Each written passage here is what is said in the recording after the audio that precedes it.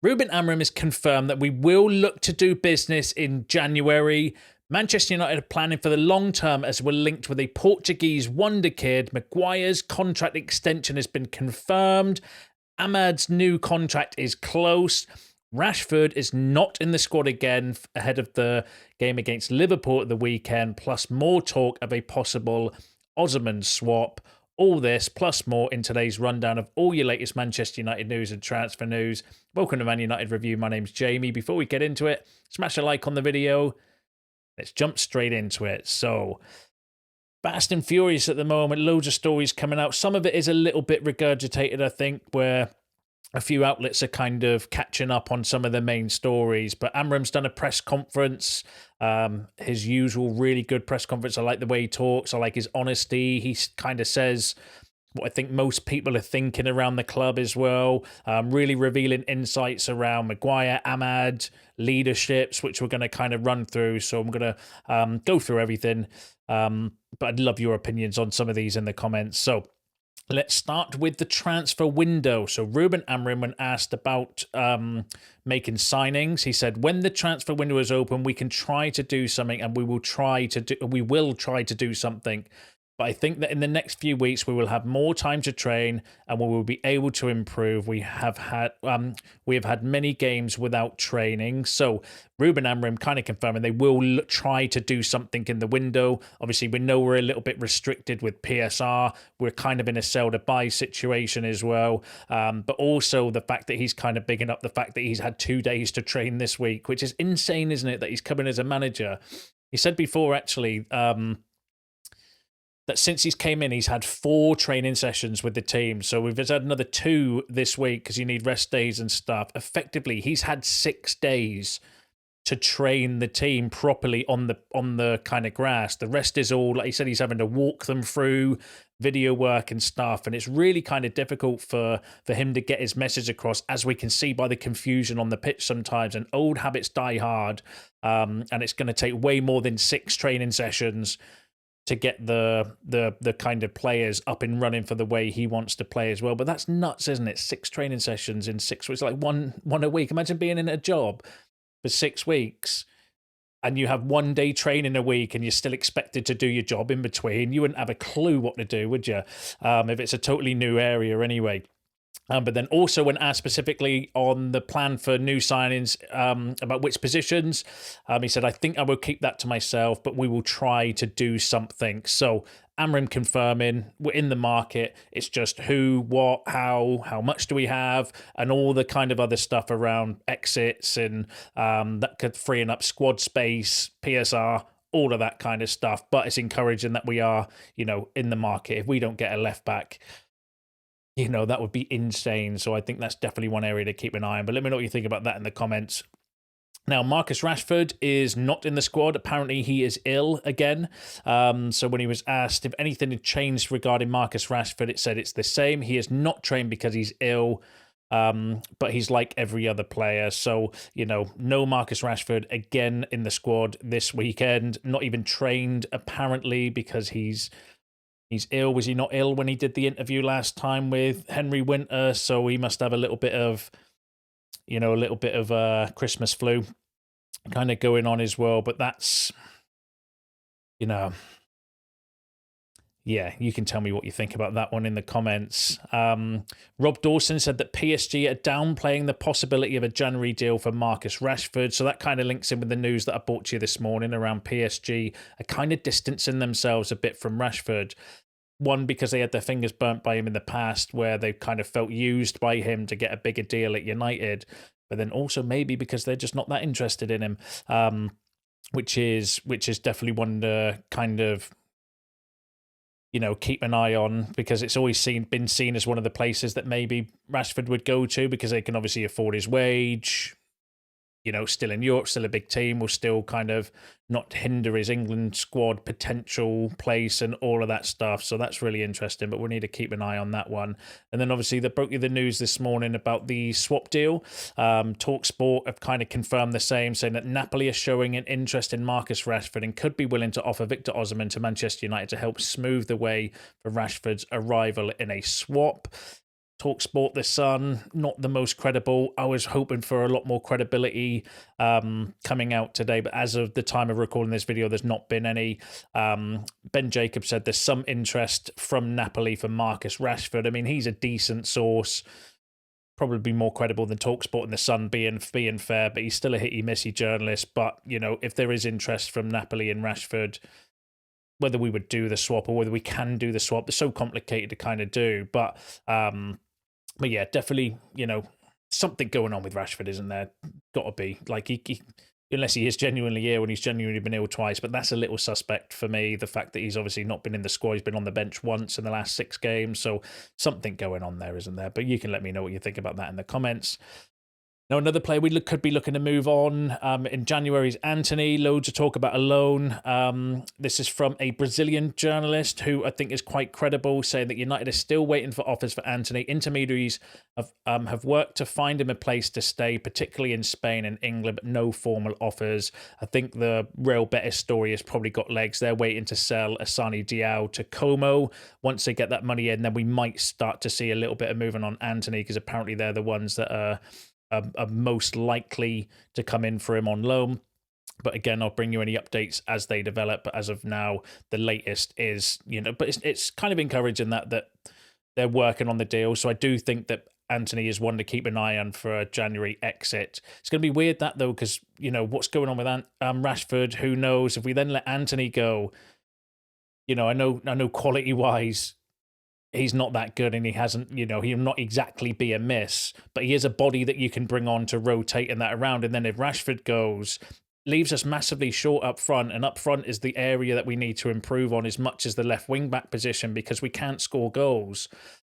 So does that lead me to believe that maybe we are looking to bring in another forward, and we need to create the squad space in order to do that? I mean, surely if you're going to, you know, let Rashford and Antony go, you need to bring somebody else in to kind of replace them, even just for places in the squad and rotation, and hopefully we can get someone that's better than what we've got to improve the team. But yeah, interesting.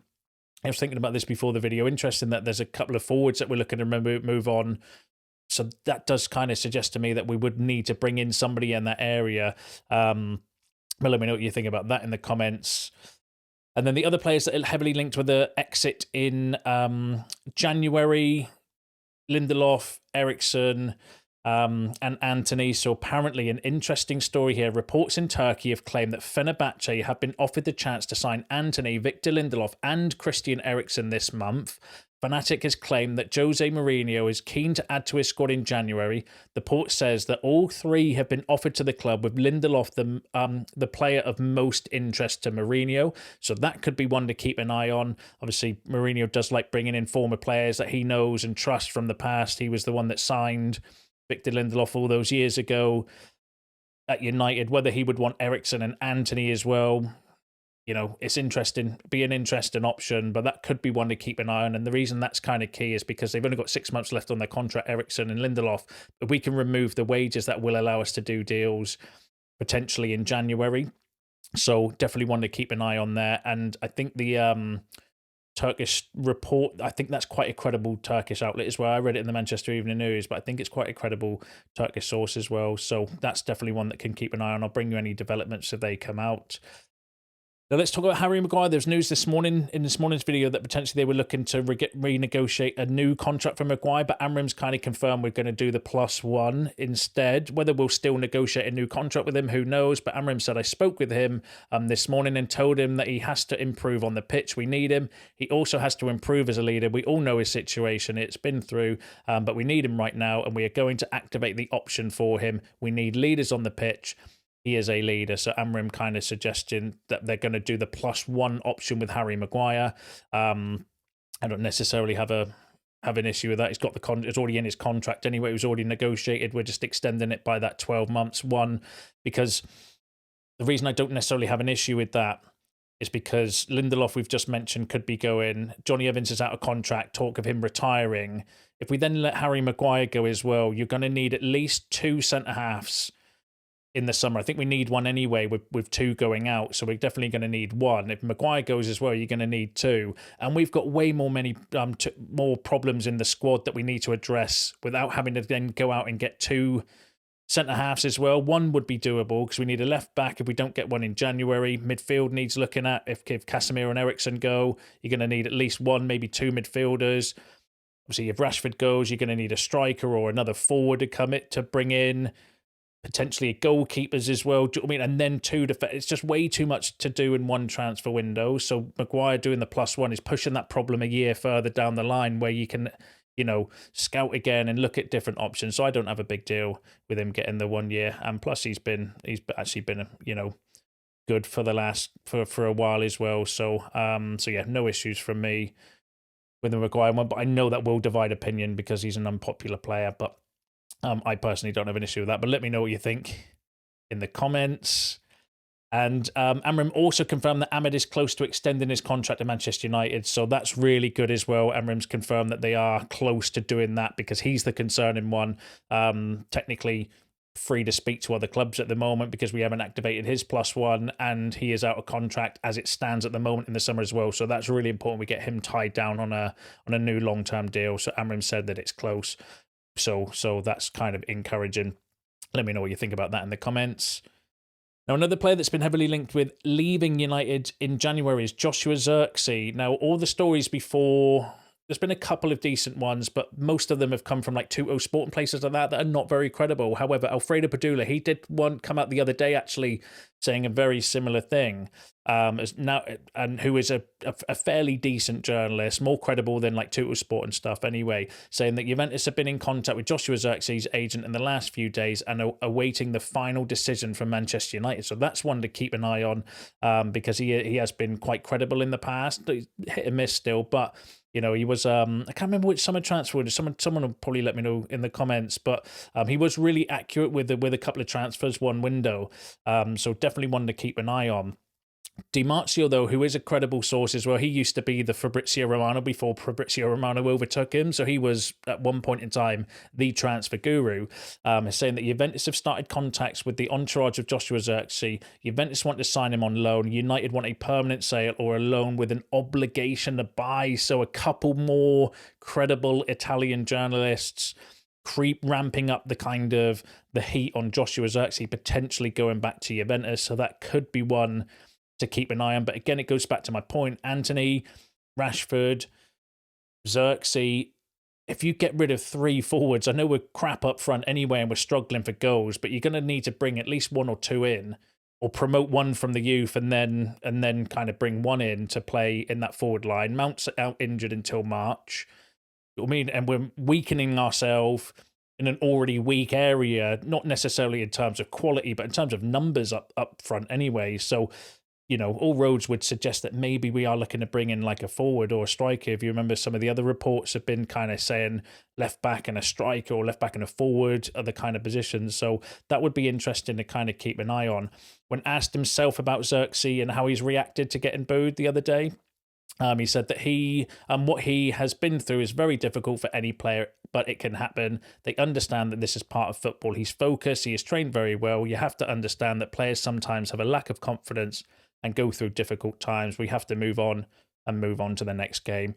And it was kind of, I don't know what else Amorim was meant to say in that scenario. He's not going to throw him under the bus after embarrassing him by bringing him off after half an hour in the game. But it was much needed, though, because it wasn't just Xerxes. I've said this before. I felt really, real sorry for him because you could have taken off anybody at that time. And I think they would have got the same response because I hope that the boos were just more at the team and the fact that we were sucking the life out of Old Trafford at that stage rather than just the player. And I hope he gets a good reception next time he does play. But yeah, be interesting. No smoke without fire around Xerxes. A couple more credible sources, not the most credible though. So still, keep an eye on it. But there is no smoke without fire with that one. But let me know what you think about Xerxes in the comments. Now, this was an interesting story. So a couple of days ago, I brought you news that United had been scouting Porto's game. Now, there's been another kind of story. Jack Talbot, who's a decent source, said that Manchester United are preparing for the long term, and club scouts have watched over Porto players Samu Agihawa and Rodrigo Moura in recent weeks. So obviously, I brought you the news the other day about a scout in Samu. Great profile of player, really interesting. Not the first time we've kind of looked at him as well. But Rodrigo Mora is a very interesting player. 17-year-old, classed as a bit of like a wonder kid, being touted as like a generational talent. 7 league appearances this season for Porto, 3 goals, 3 assists, is an attacking midfielder, right-footed, ticks all the boxes of being young, up and coming, developmental, has a €60 million release clause. Porto do sell players for less than that, so not, you know, the most expensive, but way overpriced for a 17-year-old. But they do sometimes sell for less than the release clause. It looks a really quality, tidy player from the quick research that I've done. I don't know loads about him. I've been doing some research before, kind of prepping this video. I think he looks a really kind of quality player. Whether he would be ready to step up to the Premier League, who knows? It would be an expensive outlay for somebody so young, but would fit in the mold of what we're kind of looking for, going for like the best in class in certain areas of the pitch. Because if you think Sekou Kone was seen as one of the best up-and-coming 16, 17, or 17, 18-year-old midfielders. Chido Martin, the best striker. Got Diego Leon coming in, seen as the best left back. Do you know what I mean? And there's the other kind of left winger, or the other forward, the American guy, I forget his name off the top of my head. Someone will remind me in the comments afterwards. That's been on trial at United, you know, so it does kind of, you know, fit the bill about what we were looking for. Would be a really interesting profile of player. I'd love to know if you know much about the player, though. Let me know in the comments. Let me know if you think it would be a good signing for United or not. But let me know what you think about that one in the comments. Now, other kind of players. So Altay Bayinder's agent has been speaking about a potential January exit. So he said Altay had offers from many European clubs and the Premier League at the beginning of the season. There are currently clubs that are interested, but Altay wants to stay and play in Manchester United. The club definitely does not want to lose Altay. So that was direct quotes from Altay Bayinder's agent, confirmed that he wants to stay, whether that's agent talk to try and generate interest and get a better deal, better wages and stuff. Do you know what I mean? By saying, oh no, he wants to stay, so if you want him out of United, you're going to have to cough up the coin. Or it could be that he just want to stay at least to see out this season. I do think he'll want to move in the future, but I actually think that's a positive, because scrambling around to try and get a keeper in a January transfer window where we've got way more, you know, pressing priorities right now actually helps us out. So that could be an issue to deal with in the summer when we've got a bit more time to scout and, you know, get Amorim get his feet under the table and all of that stuff as well. So I'm actually not too bothered about that. But let me know what you think in the comments. And the final story I've got for you is regarding Dani Olmo. So Barcelona have reportedly been selling VIP seats to raise funds to officially register Dani Olmo. The Spanish giants have seen La Liga reject their appeals to register the midfielder, meaning he is open to a free transfer, and Manchester United have been linked. Reports claim Barca have closed at least a last-minute $82.9 million deal to sell VIP boxes at the newly renovated Nou Camp to Middle Eastern investors. It's understood the deal could allow them to meet FFP rules to extend Olmo's stay. So that was in the Manchester Evening News. So it looks like Barcelona have managed to wiggle their way out of their kind of financial mess by selling more, by mortgaging more of their club and, you know, doing whatever they do to get around their financial situation. Olmo likely to stay at Barcelona. It was always likely for him to kind of stay at Barcelona. It would have been a fantastic opportunity signing. It would have been kind of worth doing just for the, you know, just for the mess around it. Imagine getting Olmo on a free because Barcelona can't afford to pay him or pay his wages and stuff. That would have been an insane story. But yeah, it looks like he's going to stay at Barcelona. So, but it is what it is. Not a lot we can do about that one, but let me know what you think in the comments. Let me know what you think about all the other topics discussed in today's video, because that's all up to date with the latest Manchester United news and transfer news. Smash a like on the video on your way up. Subscribe to the channel if you're new. See you in the next one.